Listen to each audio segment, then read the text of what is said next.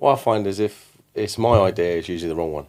Right. If I tell myself I don't want to do something, if I do the opposite, I'm going to be all right. Yeah, yeah. Hence, like, sometimes I'm like I'm my 2.5 years in now. I don't want to go to a meeting tonight. I'm tired. And I always tell myself, do the opposite. Or my other thing would be, you'd go and pick up tonight, wouldn't you?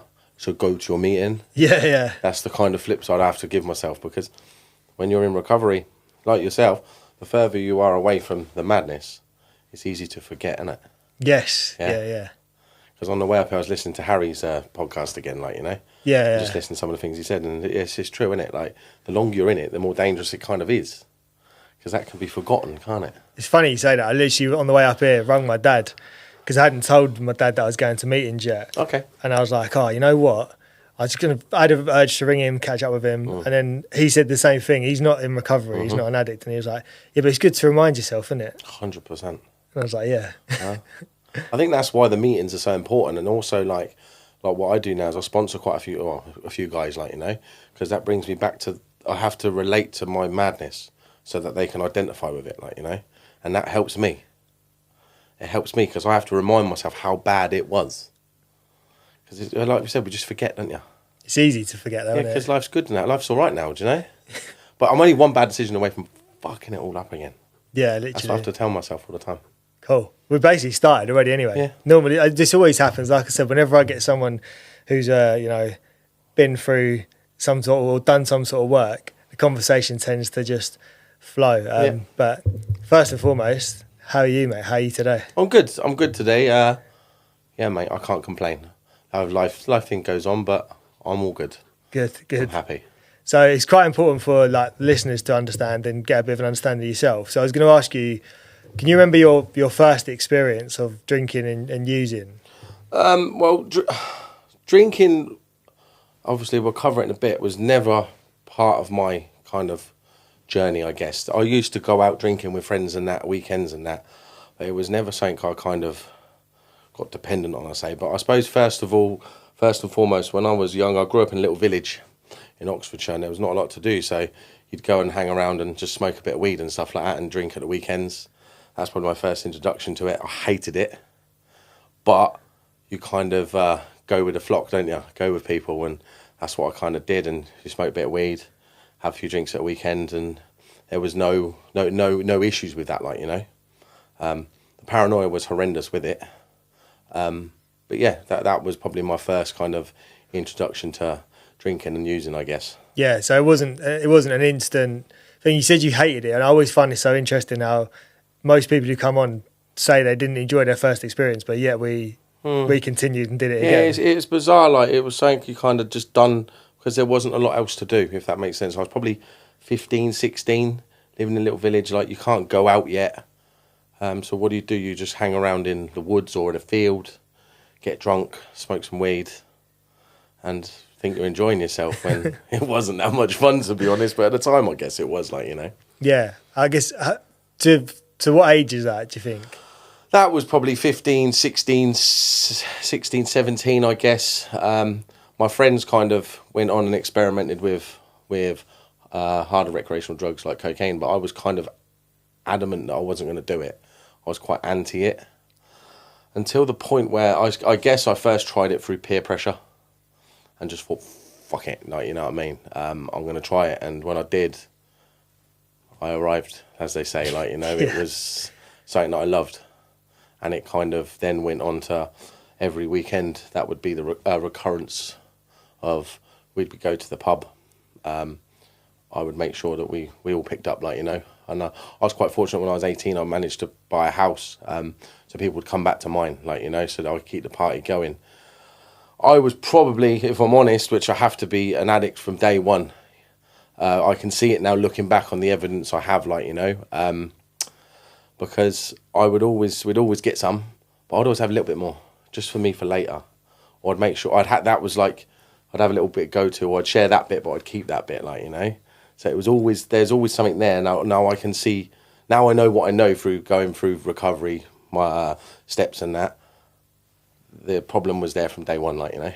Yeah, I was going to ask that question because you said, and it's funny, I resonate massively. I remember being so anti-drugs, and I remember, like, my mum would be driving me somewhere, and you get the kids hanging out on the street corner like smoking, and I'd say to Mum, I'll never be like that. Yeah. Do you know what I mean? I'd never do that. And then as I slowly fell into that, my mum was like, do you remember when you used to say you wouldn't be like those boys? You're a bit like that. So I was going to kind of ask, like, from that first use, you said quite quickly it got into you, and you felt like you was an addict from day one. 100%, like, I mean, once cocaine was on the scene, like, for me, I was often going, like, I'd make sure I had it all the time when I was going out, and I would justify everything to use. Like I said, I had a house at 18. That house was gone by 20 through consequences of not paying bills, getting on it, and I just couldn't control it, but I was never the problem. I was never the problem. It was just a bit of fun, I remember my friend he was selling a bit, and something happened, and he had to leave it at my house, and I was in bed. I had to go down and use it because I can't control it, I just could not control it. And the partner I was at the time, she didn't. Well, as addicts, you think they don't know what's going on. They're not stupid, but it was just, I was often running from basically the moment I tried cocaine, but never in a million years I think I had a problem. Yeah. I guess, so you kind of touched on it there, the consequences started to happen. Was that a gradual thing for yourself, or was that something that, from day one? Because for me personally, I remember, like you said, it was a weekend thing, and it was like the consequences were there, but they weren't severe enough for me to make a change. How did your sort of journey progress? I mean, the consequences they always got more, but I can't be the problem. Everything else is the problem, and I had so much in my head. I had so much justification for doing what I wanted to do.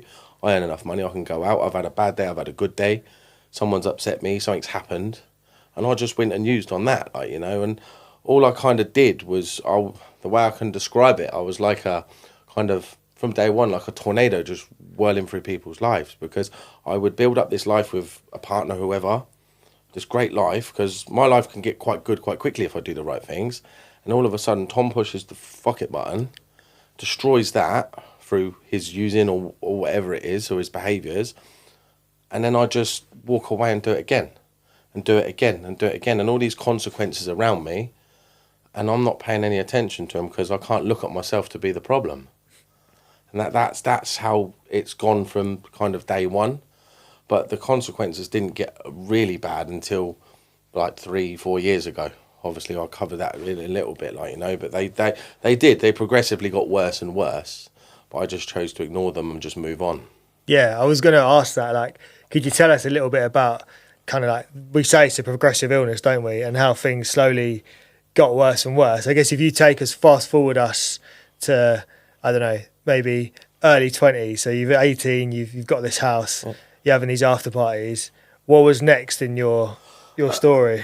It just kind of carried on from that, mate, if I'm brutally honest. I just moved, I had the house, I lost the house, I'd move back home, but my weekends would carry on, and I'd be going out on a Tuesday with friends, using, and then it would end up to be a Tuesday and a Wednesday and a Thursday, stuff like that, and then it would carry on, and I'm working all week in construction, I've got no money, because all my money's gone, because I'm just putting it all up my nose. And that is just the progression of my using, I guess, is what I could say. It just literally went like that. It went from Friday, Saturday, before I know it, it's more and more, and then in the end, it was constant until I'd run out of money. There was nothing else to stop me, Yeah, and what was there a moment, because obviously you're in recovery now, and I think I really want to spend this hour talking about recovery, because I think it's such a beautiful thing, and you're an example of what can happen when you actually put the work in. But was there kind of like a rock bottom moment for you that you decided, like, fuck it, I am powerless to this and I need to get some help? There's been so many. Like, I think it was 2022. I ended up having an overdose and being in a coma for 3 weeks from using. My family thought I was going to die. That's how bad it got, and I managed to pull myself through that. God knows, I'm here because of, it's not my help. You know what I mean? And I thought that I'm never ever going to use again. I moved away, started a new life. Yeah. fear kept me sober for a bit, but I'd done it again 11 months later, and I was back in hospital, and I'd blown away a new life. I'd started again, and that was the moment that I'd said the most bravest thing ever is I need help, and I asked my family for help, and that's where my recovery journey started, from them saying them brave words, I need help, because I've never said that before. Yeah. That was like, there's been so many rock bottoms, like I said, like, you know, but that one is the pinnacle one, because that's the time I actually said I can't do this. Do you know what I mean? Like, I've ran away from problems. I thought like moving across the country is going to stop me from using cocaine.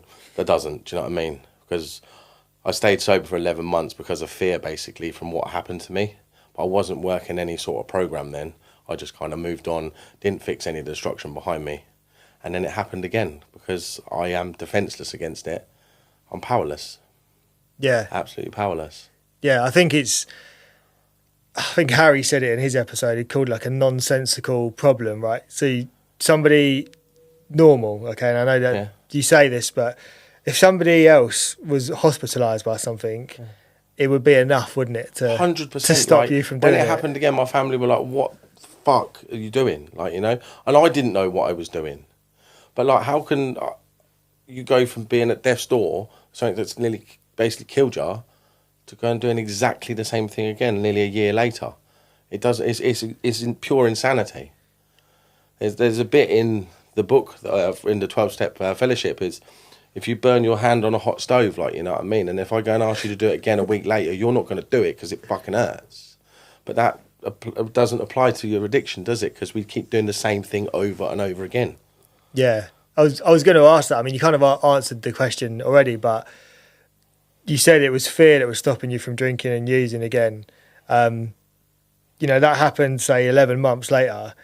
In hindsight, did you start to notice things prior to that 11 months of, like, because they say a relapse almost happens like 6 weeks before? In that whole 11 months, I literally obsessed about using. If I wasn't using myself, but I wanted to hear about other people using. I was watching programs with drug abuse in it, or listening to music glorifying it. It was kind of, I had to still have a kind of a hand in there, if that makes sense, even though I wasn't using. And I worked away for a bit, and I was trying to kind of pick up, but I didn't really know where to. I was kind of half-assed, if you know what I mean. I was, if it happened, it happened.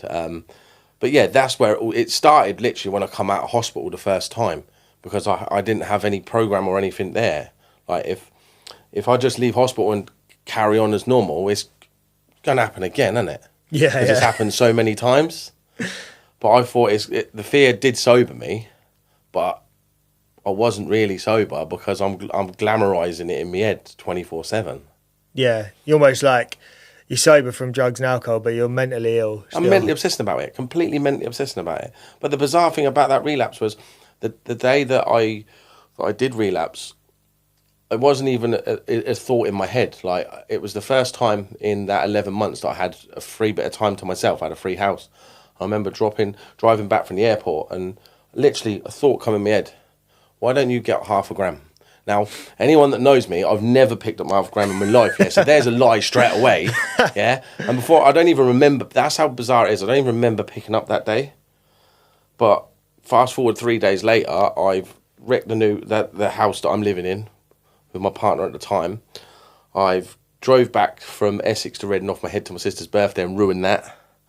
And then leaving there, I don't know how, this is like another God moment, I guess, of why I'm still alive. I left Reading to drive back to Essex, blacked out, and ended up in Bedford. Fucking hell. Don't know where I am. I'm shit myself, I've pissed myself. I'm screaming in the car park. My sister's got to come and find me. She found me, brought me back to hers. Like, she had to clean me up, everything. And I left there next day, I went and done it again. It's insane, isn't it? It is, It's insane. And then I obviously ended up in hospital again because I thought I was dying. Yeah. Yeah, it's mad when you say it out loud as well. It doesn't make any sense, does it? But like, in the madness, you can't see it, can you? No, there's no other thought process. Like, you know, like, besides when I'm not using, I see myself as quite a nice person. I'll help anyone. I love my family. I've got so much time and love and respect for my friends and family. But as soon as you put something in me, I'll step over any of them because I can't help it. Doesn't matter who they are, and I've done it time and time again. I feel like, you know, it's like you're negotiating with a different person in that moment, aren't you? It's like you're not the person. I have a voice in my head that has the same voice as me. So I think it's me talking to myself, but it's obviously it's my addiction, like, you know. So it's hard to differentiate the sane thoughts from the mental thoughts, like, you know. Yeah. It's literally my voice telling me to do these things. And also I used to think that every thought was an instruction. So and I still get thoughts now, of course you do, like, you know, but I know that a thought can pass now because I have the tools in my recovery. But I used to act on every thought. I still get them now sometimes I drive. I used to pick up there, but it goes in there and out there and it's gone. In the old days, I'd have been there picking up straight away, like, you know. Yeah, it's important to remember that you're not your thoughts, because for a long time I thought I was my thoughts, and it was the same thing. I really, really resonate with everything you're saying. And it was like the just everything was against your will. Do you know what I mean? Like you're using against your will, because you would say before you're going out, like, I'm just gonna chill out tonight. You know, I'm not gonna go mad. And what really resonated was when you said, I picked up half a gram. Yeah. Like, when in reality, has any addict ever picked up half a gram and used half a gram and then gone, oh, that's enough for tonight? I can't do that. But I tell myself I can, because that's why I keep making the same mistakes. I tell myself it's going to be different every time. Or I'm not going to use this weekend. I'm going to delete all the dealers' numbers. I'm going to give my bank card to my missus. I'll get my money. That doesn't stop me. It won't stop me, because I'll manipulate and I'll get what I want. Because that's what we do. It's exactly what we do, isn't it? It is, yeah. I was going to ask then a little bit about your recovery. So you know, thank God you did. You were brave enough to ask for help. Can you remember sort of early days in your recovery, how that felt? So yeah, I asked for help when I come out of hospital. When I was laying in hospital, and I was very, very grateful and fortunate to be put into treatment by my family. So I was in there for 30 days. But I was quite fortunate because there was probably two of us in the whole time I was there that actually wanted to be there, that asked to be there. So I literally went in there, done what I was told, and had the best 30 days of my life. But my first day kind of started when I come out of there, because I don't know, you spoke to a few people who've been in treatment before. You're in a bubble in there, like, you know. It's all lovely. Everything's provided for you. You can't go anywhere. It's fine. But I did the right thing. As soon as I come out of there, I went to a meeting the next day, because the reason I chose the fellowship I did is they come into the treatment centres, and this one lady come to share. Like you were saying earlier, this share was kind of, I literally thought I was the only one in the room and she was talking to me. Yeah. Everything she said was me. And it was like this light bulb moment in my head, and I was like, I want that. I want what she's got. So I got her number and I met her at my local meeting a day later. And I remember walking into the meeting for the first time. My sister brought me, bless her. Oh, my sister's been amazing in my recovery. Shit scared. Well, how am I? What is this? Like, you know, I don't want to do this. I don't want to do this. And I've never been more welcome into something in my life. It was quite overwhelming, I guess. And especially to be in a room where everyone gets exactly what you're saying. Like, I thought I was the only person that done the mad shit I did. No, there's loads of us. We all come from different walks of life. Do you know what I mean? And it's quite beautiful that we have this program where we can all get on, we can all identify, and we can all get better if we work it. Yeah. I think that's beautifully put. And I think you hit the nail on the head. It's like the sense of just feeling that you're not alone in it is so important. And I think for me, community has been like a huge part of my recovery. And, you know, you touched on being in treatment and then coming out into the real world, I guess, essentially, because you're in a bubble, aren't you? What challenges did you face with that? Or did you throw yourself straight into the program? Since I've asked for help and come out of treatment, I've thrown myself into my recovery.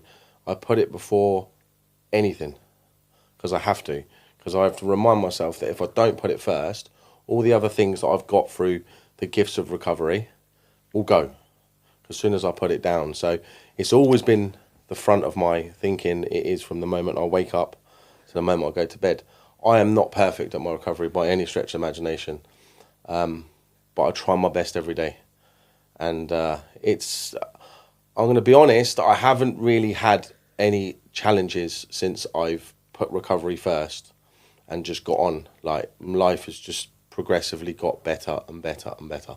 Yeah, no, but I think that's testament to how serious that you take your recovery, because, you know, I've definitely had bouts of kind of taking what I've got for granted, you know, and you get to a point where you think like, I don't need this anymore, like I'm well again. Mm-hmm. But it doesn't take long for me anyway. And what I notice is like, it's my character defects first that show, that lead to me drinking and using. So, for example, I could all of a sudden just flip out on my missus and she's done nothing wrong, absolutely nothing.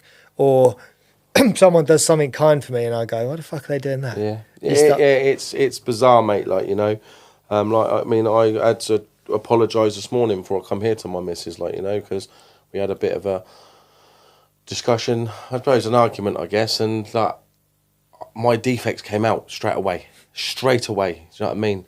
I was talking over her. I kind of got, a bit aggressive, I guess, not in a horror, like, you know, a bit heated, I guess. Yeah. But when I went outside and got in the car, I paused and I'll be able to ring her up and apologise. Now, I would have never done that before, Because in recovery, it's progress, not perfection. You know what I mean? No one's going to be perfect at it. But as long as I right my wrongs, I'm okay. And I right my wrongs daily, I'm okay. So I managed to say, I'm sorry and I apologise for what I did today. Yeah. And I try and do that on a daily basis. Yeah, that's the beauty of it, isn't it? It's almost like you start to live a bit more mindfully. And 100%. for me, my thoughts and feelings were just numbed. So I didn't actually know what I felt or thought. I just acted, exactly what you said. Yeah. But the funny thing is that if you're working a program now, it's all about action, but it's about the right actions. Of course it is. Rather than the wrong actions. Yeah. Because now I'm 2.5 years in, my recovery is about helping others. You know what I mean? I have my recovery. I am recovered as long as I carry on as what I'm doing. But my recovery now is more important than ever because I have to give away what I've been given. That's the bizarre thing of recovery. I can keep this if I give it away. Yeah. And that's what I do. I'm sponsoring a couple of guys at the moment.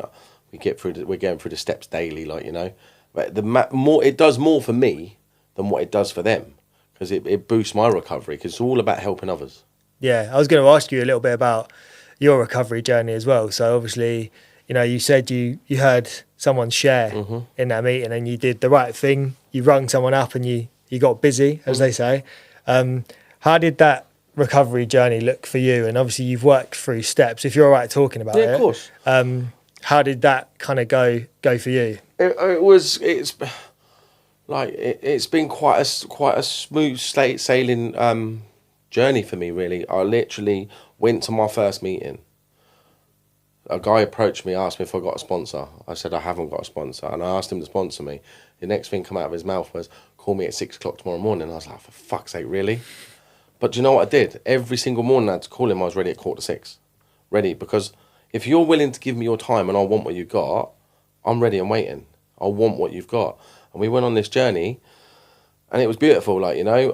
I had to learn a hell of a lot about my defects, which I didn't think I had many. But when he handed me this piece of paper after we've had a chat, I was like, Jesus Christ, like, you know, egotistical, selfish, self-centered, all these things that probably deep down I knew, but I wasn't openly ready to admit it, that you're not, are you? You know what I mean? I like to point the finger that way instead of pointing the finger this way. I came away from going through the steps with a long list of people I had to make an amends to, which is a hard but beautiful process. Like yourself, probably, you've said a sorry a million times, yeah? Yeah. Which means fuck all, because next week you go and do the same thing. But with that amends process is, I need you to tell me how my actions made you feel. And I had to sit there with my mum, my dad, my sister, my wife, and listen to what my actions caused, how much pain they caused you, without getting angry, answering back, but maybe, I mean, I had to just listen. And that helped me massively, because I need to see what my actions do from what they see. Because I can only see what you know what I mean? I can pick and choose what I see. But I need to see the ripple effects of the addiction. Yeah, I think it's such an interesting point. And I think it's not something that you would ever even consider doing had you not been working that program. No, because I was never the problem. In my eyes, I was never the problem. I knew I was a bit of a problem, but not to the extent that I was. Like, you know, I need to hear that from your mouth. Like, I had to sit there with my dad and like hear that I was breaking down crying, and they didn't think I was going to make it, like, you know. I needed to hear that I've caused my sister PTSD from going around looking for me because I wouldn't come home for days at a time. I need to hear them things, because that's where, if I put this down, that's where I'm going to end back up. Yeah. Yeah, what about, sort of, you mentioned a little bit there about, you know, you're taking people through the steps now, and what do you get out of helping other people? What do you find? The most amazing thing out of helping people, especially in the 12-step fellowship, is seeing the light come on in their eyes when they get it. It can also be the most frustrating thing in the world, because when I first went through the steps and started sponsoring people, I was running around like a bit of a lunatic, I suppose, wanting to give it away, because I had this amazing thing that I'd never had. I wanted, why, and people didn't really get it. I was like, why can't you fucking get it? Do you not want this? Like, you know? But now I realised that people weren't ready. So I was probably doing more for people's recovery than they were at the start. But I've taken a kind of a different approach on it now through learning, as you do, like, you know. It's just an amazing experience, you know what I mean?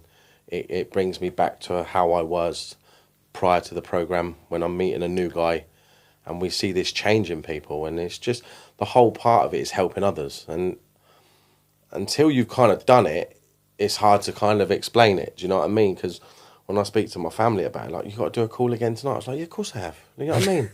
And they're like, do you not get? No, of course I don't get fed up of it, because if I don't give this away, I'm going to lose it. So I don't want to be a recovery thief. Yeah. You know, see, it's just interesting to see, like, you know, because what I find mad is I meet people like yourself, right, and I can't put you where you saying you was, if you know what I mean. So, like, you see people and you think, how could that person have been as they saying they were? And like I said to you this morning, I went to like a meeting and someone was explaining a story in his share. It was a step 4 meeting, and he was talking about how he was staying in a little bedsit around the corner from the meeting, and he actually was thinking about this woman who looked after him, and he was talking about, you know, how she used to say that he paid rent when he hadn't paid rent, and she was managing the building that he was living in. And he was talking to someone outside the meeting. He looked across the road and he saw the woman. And he was saying, like, he's 22 years sober, right? But he was saying that the program continues no matter how far you go on. And we were talking about step 4 and talking about, you know, how you need to write down the part you played, and you don't always get an opportunity to make amends. But when they come up, you need to go make the most of it. And I just think it's a sign that recovery is, for me, not something that happens right away. It's like a long-term goal, and, you know, like 5-10 years down the line, something that you've done, like, for example, writing down all of the issues you've caused, it might not be right away there and then, but if you keep at it, it will reward you. And it's almost like dangling a carrot, isn't it? A lot of people probably don't want to talk to me. Do you know what I mean? It's not about when I want to do it. That's the thing, because I hurt and trod over a hell of a lot of people. Just because I'm getting well don't mean they've got to accept it, like, you know. Yeah. It can come in time, can't it? Like you just said at your meeting, like, you know. But I've got to keep doing this, and then maybe I'll get the opportunity some days, like, you know. I'm quite fortunate. I got to make an amends to everyone that I needed to make an amends, and they all went well. But there probably is more that I don't even remember that might come along in time, like, you know. Yeah. Because you forget about things, don't you? Yeah. How do you feel, you know, after making those amends, and, like, did it feel like a weight's lifted off your shoulders? Massively. A massive weight off your shoulders. The way I kind of describe it, like, especially to, like, guys I'm taking through the book, it's like in your addiction, you're carrying around this massive bag of, like, rocks, yeah? And that's processed from step 4 to 7, where you do looking at yourself and getting and then you get your amends list. It's like you're just freeing yourself of that weight on your shoulders, like, you know? Because it's an actual chance to say a sincere apology. But the amends doesn't just happen on the day, like, you know. I have a living amends to my mum, my dad, my sister, my wife, my kids, by doing this stuff every day. Because that amends means nothing if I put this down and go back out there tomorrow, does it? Yeah, exactly, yeah. Yeah, it's about constantly working on it, isn't it? Of course it is. I've got to work it every day. Every single day, even when I don't want to. Like we were talking before, like, there's some days I go to my meeting. On a Thursday, I go to my meeting, I'm like, I can't be arsed tonight. Go to your meeting. Go to your fucking meeting. You'd have picked up tonight, so go to a meeting regardless if you're tired or anything. Your recovery's got to come first. It's probably the most important time to go to meetings 100%. As well.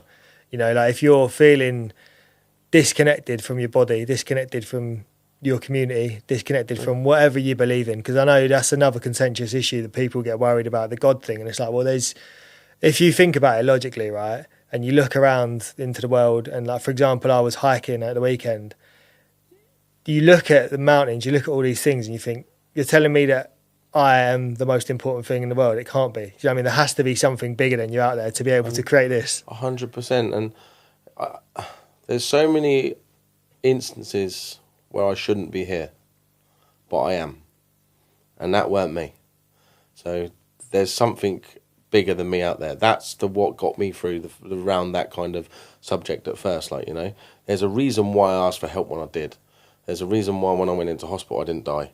There's a reason why when I left Reading to drive back to Essex and ended up in Bedford and not remembering driving around the M25, I'm not dead. Something bigger than me. I didn't control that. Yeah. That's the way I look at it. Well, you was totally out of control while it was happening. Do you know what I mean? Because I'm still here. Yeah. I'm still here.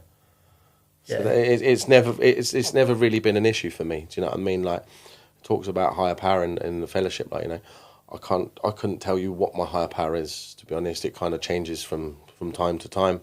But I know that from me having faith, doing this thing daily, I've got a life beyond my wildest dreams. So something's working. Yeah, and you don't need to know what it is. And another thing I was speaking to my sponsor about was, because I'm, like, for transparency, working on step 3 at the moment, and I was thinking about all of, like, the athletes, right, that I've watched growing up, and all of the people that were, like, super successful, they would always be like, you know, God got me here, or my faith got me here. And it makes me think and then look at how the reason that they're so successful is because they have let go and they've handed it over to someone else, and they're just doing what they need to do. Yeah. And if you take that and then apply that to your recovery, it's the same thing. It's like, let it go and just do what you need to do. 100%.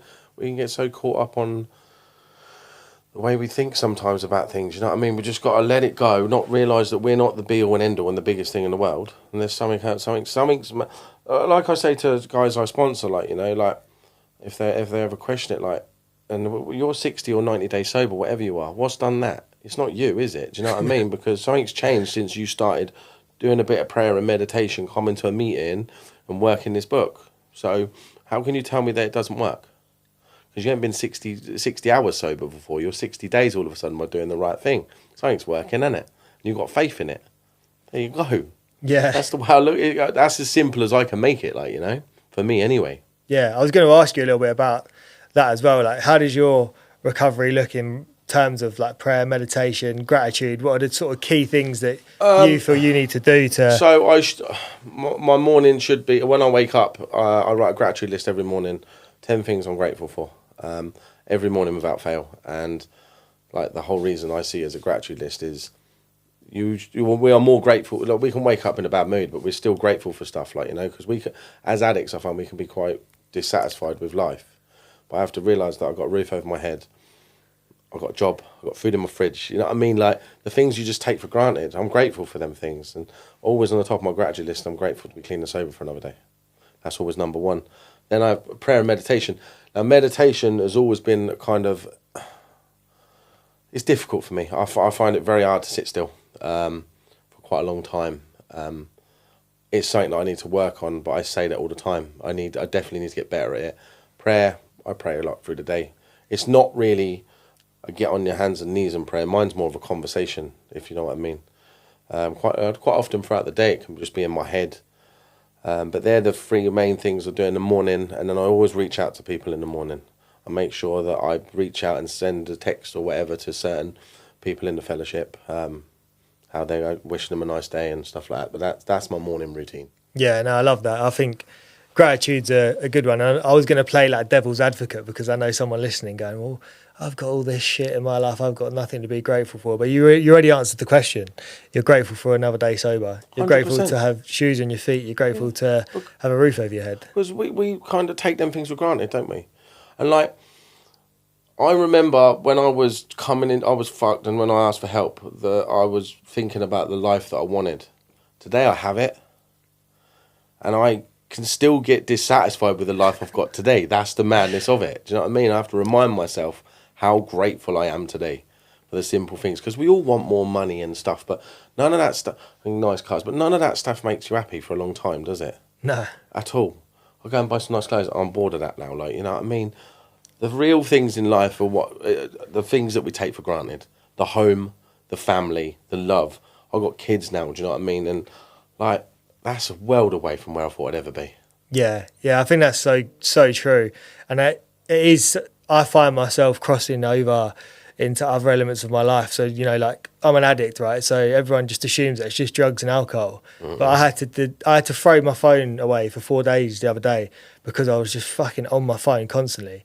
And then people actually messaged me saying, I haven't got hold of you for 4 days. And I was like, fucking hell, I'm so available constantly. But it's because I'm actually waiting for a message to boost my ego. Mm-hmm. I'm actually waiting for a like on Instagram to boost my ego. I want to be told that I'm amazing. I want to be told that I'm loved. I'm fucking no better than anyone else. My addiction is not just drugs. My addiction is in all forms. The phone is probably, my wife would say as well, it's horrendous. I have to have it. Like, even if I'm not on it, it's there. Like, you know, I don't know. But yeah, that's a problem. But it comes with food for me as well. Like, you know, like, depending on my mood, I try and eat as well as I can, you know what I mean? If I'm not feeling great, that goes out the window and I just binge. When I come out of treatment, it was online shopping. I just buying stuff. It can be porn, whatever. It doesn't matter what it is. The addiction's always there and I have to check myself a hell of a lot of times. Yeah. I'm the same. And I resonate with the porn side of things. I definitely resonate with food. So, you know, and then what I'll do is, it's all or nothing mentality. I'm either eating the cleanest you've ever seen, or I'm having like 12 packs of digestives a week, like eating shit. And what it is for me, it's the feeling of escape, isn't it, that you're craving, and like eating gives me what I think drugs used to. Obviously, not in the same extent, but it's still that that ease and comfort, doesn't it? Yeah, that little bit of like. Yeah, a little bit of dopamine release, a little bit of ease and comfort, and then the guilt sets in. The guilt sets in. It's bizarre, but yeah, it doesn't come in one size fits all. That my addiction can cover everything and anything, and it can be a challenge. Yeah. What do you do? You know, when you notice yourself falling into those addictive tendencies and habits with other things, how do you pull yourself back out of it? Reach out to someone. Take myself out of my own head. Go and help someone else. Simple as that. Because it's not about me then. There's bigger things going on. Do you know what I mean? That's all I do is go and speak to someone, go and help someone, speak to my sponsor, speak to someone, anyone in recovery, help another person. And then, yeah, that's what it's about. Yeah, that's amazing. That's such good advice because it's so simple. I am a self-centered person. Do you know what I mean? I have to take myself out of that. Go and help someone. Simple as that. Yeah. And it'll stop my problems. Because my problems are nothing compared to what they were. Nothing. But remember that. Yeah. It's true. It's great advice and it's free as well. You know, like you see a lot of shit advice online now about you need to have the latest this, you need to be doing this with this journal, you need to be doing this with that. And it's like, just fuck all that off and get back to the root cause. Well, whatever works for you works, but I know I tried some other avenues of getting sober in the past. Not when I was trying to get sober for other people, like my sister and my family. They're not for me. I'm not digging them out at all. But for me and a lot of people I know, there is a solution. And if you work it, you're only going to get out of it what you put in. If you work it, you're going to have a life beyond your wildest dreams. And I remember reading that in the book when I was given the book in treatment. I was just like, I don't know about this, you know what I mean? When you get into it, you can have a life beyond your wildest dreams if you work it. Yeah. You only get out of it what you put in. If you're going to one meeting a week, sitting at the back and leaving as soon as it ends and turn up a minute before it starts, not getting a sponsor and engagement, you ain't going to get much out of it, are you? No. If you throw yourself... I always said I need to put into my recovery what I put into my addiction, and I'll be all right. Because I went full bore at my addiction, so I've got to go full bore at my recovery. Yeah, and it's a healthy obsession to have. You're trying to better yourself. You're trying to do more.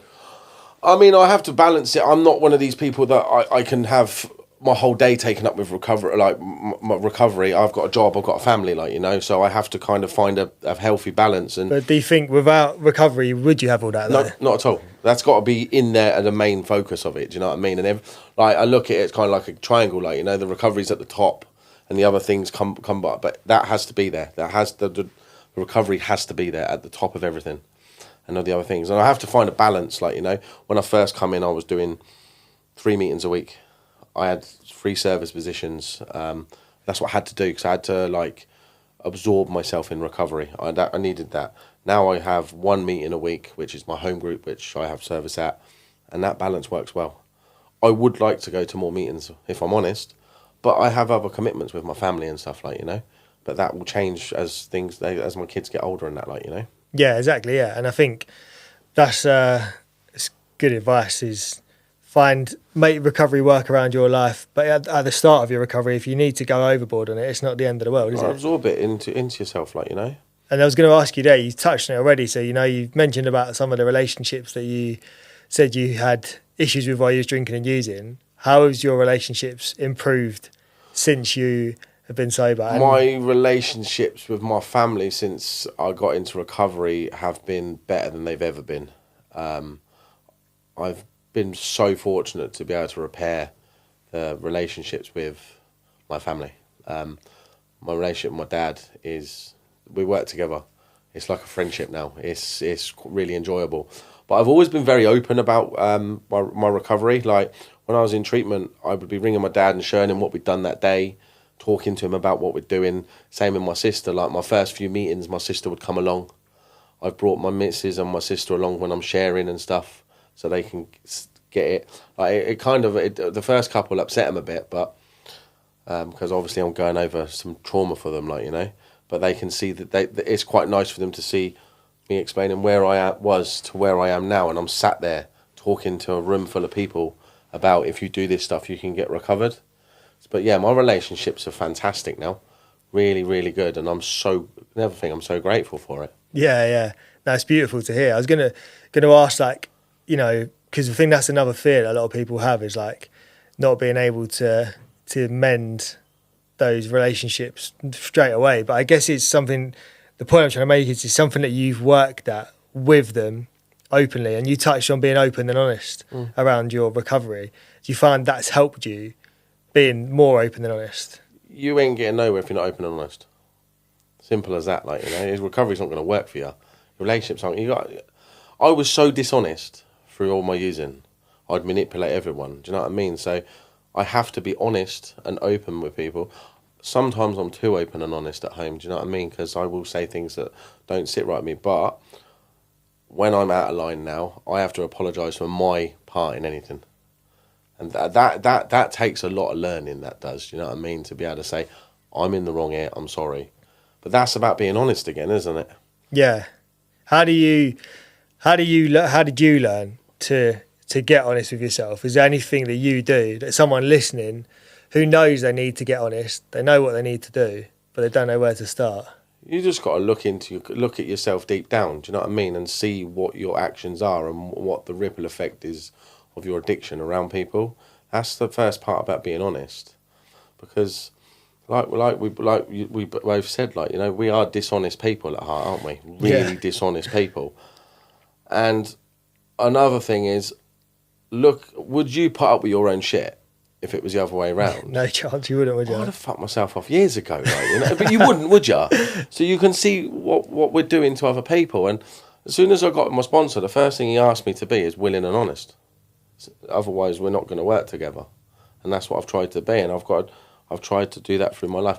I do lie still. You know what I mean? It's like a defect setting, but I have the tools now to say, I'm sorry, I was wrong, and apologise. Yeah, I think I find myself occasionally, so the lies that I tell now aren't as big, right? But they're just stupid. Yeah. You know, like exaggerating the truth slightly. Yeah. So, and my missus says to me, like, you know, you told that story to someone on Tuesday. She's like, by Friday, it's got like 10 times worse and someone's head's been chopped off. And I'm like, yeah, probably. I don't know why I did that. But it's the fact that she pulled me up on it, but now I'm starting to pull myself up on it before before it becomes an issue. It takes time, doesn't it, to be able to pull yourself up on things like that, like, you know, because it's an automatic reaction to lie, isn't it? Yeah. Like the mad stories I used to conjure up to get out or to get money and stuff like that. Like, it's just bonkers. Like, so lying's always been like your go-to setting, isn't it? Yeah. It's almost like. Also, I used to tell people I get paid weekly, but I actually got paid monthly. So yeah, it's master manipulators, isn't we? Yeah, and it's like you'd say, yeah, like Friday I'll be able to sort you out, and then the next Friday, oh sorry, fucking yeah, this bill's come out, you know, and you just. Oh mate, yeah, it's just it's tragic, isn't it? The nonsense we used to talk. I was going to ask you as well about work. So you said you work in construction, so do I as well. Yeah. How have you found sort of that environment to be in? Because for me, I think construction generally, and again, it comes down to taking ownership for yourself, right? But earlier when I was drinking and using, I used to always blame the construction industry, say, you know, it was their fault. Yeah. Everyone's wrong in there, everyone's using.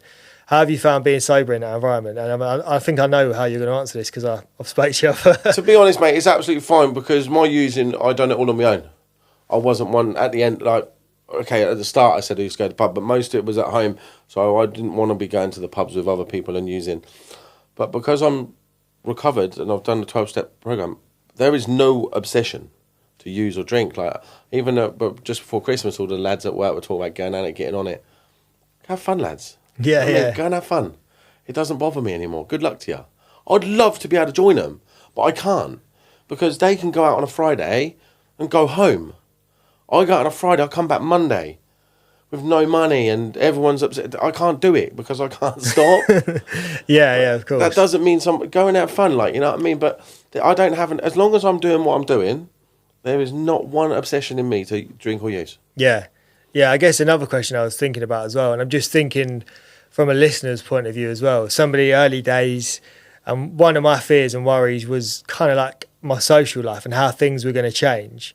Obviously, for me personally, it's been such a positive impact on my social life, my social circle, sieved through a lot of friends. But I was wondering for yourself, how do you think your social life's changed for the better or for the worse? My social life has improved tenfold. As I said, I didn't really go out that much to use, so it wasn't a case of I'm going down the pub all the time. Do you know what I mean? Yeah. I would be more like I want to lock myself away because I had a crippling drug addiction, basically. Yeah. But what I say to anyone is, how do you know if you haven't tried it? Do you know what I mean? Like, life, we live in a society now where you're the odd one out if you don't drink. Do you know what I mean? Like, everything's kind of revolves around going, like, things like that, doesn't it? There is so much more out there than that way of life. But you have to try it to kind of enjoy it. There's the things I've done in recovery, I'd never done. Like, I've been to conventions, the people I've met, like, there's so much stuff you can do. There's a lot of things going on. People go walking up. I haven't done it myself, but there's always things that in new experiences. And I've just got a life now. I haven't got an existence. I've got a life. Yeah, it's beautiful. And it is just, it's lovely. Like, my life revolves around my family. Simple as that, like, you know. When I go home from here, I'm going to probably go and sit in the garden with my family and play with my kids in the garden. There is no way in the world I'd want to do that if I was still drinking and using. Yeah. Couldn't be bothered. I think that's a reason enough to kind of give someone who needs it that reassurance, you know, to say that life is beautiful without drinking and using. And also, you know, you notice different parts of the world that you didn't even think existed. Like, I went on a holiday recently, did a walking holiday, and also I realised that everybody else on that holiday, they're not addicts, right? So their holiday didn't revolve around alcohol. But I would go to the places before on holiday where everybody would be drinking and using and having a party.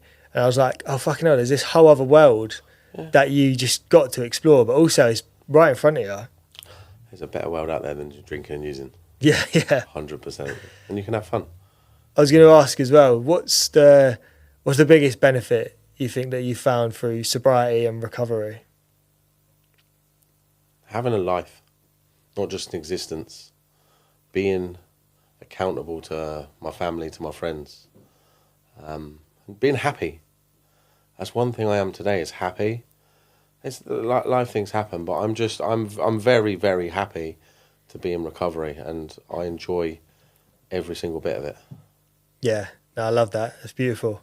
And another question I was going to ask is, for somebody who is thinking about going sober, and thinking back to yourself, what is the one piece of advice that you wish you received at the beginning of your recovery journey that you would give to somebody else at the beginning of theirs? What have you got to lose? The only thing you're going to do is benefit. If you go and you've got nothing to lose. You only got to gain if you try it, haven't you? Do you know what I mean? If you never try it, nothing's going to change. Nothing changes if nothing changes, does it? Yeah. Simple as that. You've got nothing. There's no negative about trying it, but you have to try it to experience it, if that makes sense. You know what I mean? It's one of them things where I had to see it to believe it. I couldn't just take someone's word for it, like, you know, because your advice would be nothing to me. But I had to literally, physically go and see it. And then even as soon as I went in the door of recovery, my life started getting better. And I thought, I can get it now. I get it now. I get why people say this. I get why people do this. Yeah. Because it gives you your life back. Yeah, no, that's beautiful. I remember hearing loads of sayings as well and just thinking, fuck off. Exactly. You know, people say, like, one day at a time. You're like, what are you on about? I've got a fucking stag do next week and I'm thinking about that. Yeah. Or, you know, just loads of different sayings that you hear people say and you think, that's that works for you. That never worked for me. It depends how open and closed-minded you are at the time, though, because I listen to them things now and they're so true. Yeah, I know, yeah. But at the time, you know what I mean? It depends how... It all comes down to, are you done enough? Simple as that. Have you done enough experimenting with drinking and using that you want to change? Because you see quite a few people, they want to change, then they get a little bit better, they think, I'm all right now. But how bad do you want it? If you want it bad enough, it's there for you, and it's fucking free. Yeah, yeah. Yeah, it's free. You got to put some action in, but you can have the life beyond your wildest dreams. Yeah, I love that. I think you said it there as well. It's like, how much research do you have to do for it to stick in your head that, like, it's not a good idea? Yeah.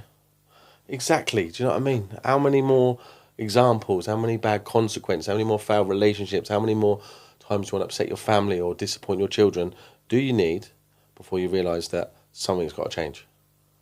Yeah, literally. And I think once you realise that you said it, you can literally live a life that's beyond your wildest dreams. If you put some work in. Yeah. I wanted to ask you a little bit about, you know, we've spoken quite a lot about it already, but what does your life look like now to you? Someone who's, I mean, over 2 years clean? Yeah, 2.5 years clean. 2.5 years clean.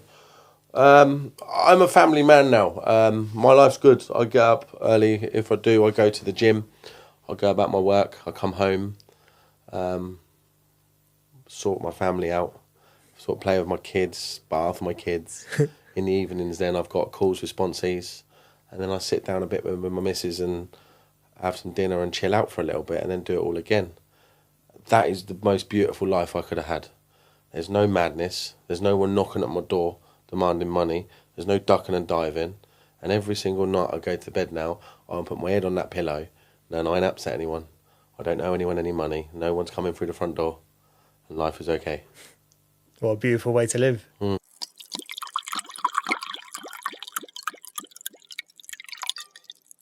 Amazing. Well, we've actually been talking for coming up to an hour now.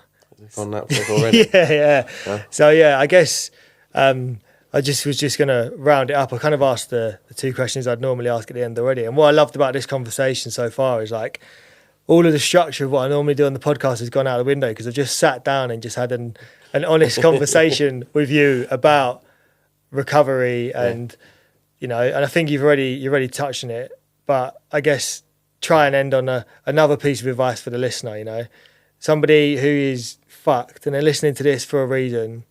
What would be the one message you want to get to them? The bravest thing you can say in life is, I need help and I'm struggling.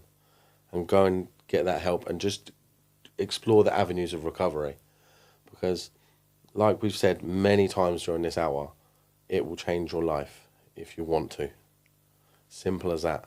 There's loads and loads of help out there. People are willing to step over and go walk hand in hand with you if you want it. Yeah. Beautiful. Well, thank you, mate. Thank you for being so open and honest. And I can't believe how quick the time's gone. So quick. But yeah, no, thanks again. And, like, it's been a pleasure. I enjoyed it. No, thank you. Cheers, mate. Cheers, mate. Thank you. Sorted.